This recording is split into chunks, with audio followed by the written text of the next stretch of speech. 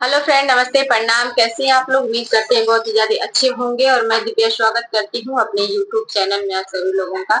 और आज आप लोग के बीच हंसी मजाक चुटकुला नाच गीत लेकर आ गए हैं। बहुत ही पसंद आएगा आप लोग को। फुल वॉच कीजिएगा वीडियो को। तो आइए सुनाते हैं आप लोग के बीच ये गीत। नैहर खेलल कूदल भइल बा बेकार ये माई। नैहर खेलल कूदल भइल बा बेकार ये माई। पिया मरल बा बेलना के मार रे माई।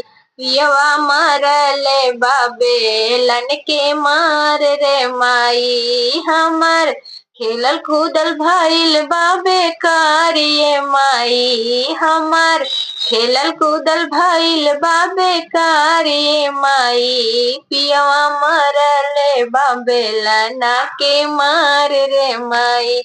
पियवा मरल बा बेलना के मार रे माई।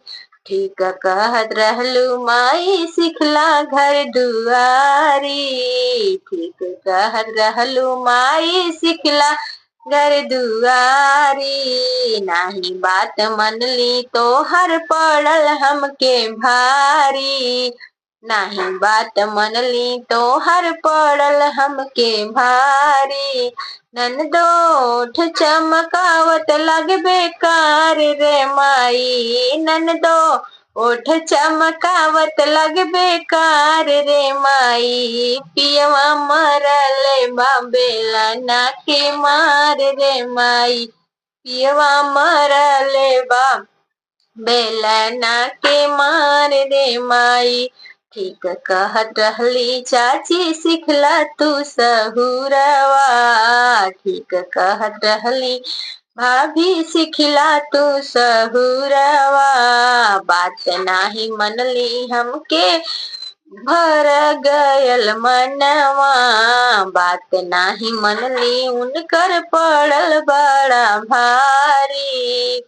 ननदी ओठ चमकावत लग बेकार रे माई। जेठनी मुँह बिचकावत लग बेकार रे माई। पियवा मरल बा बेलना के मार रे माई।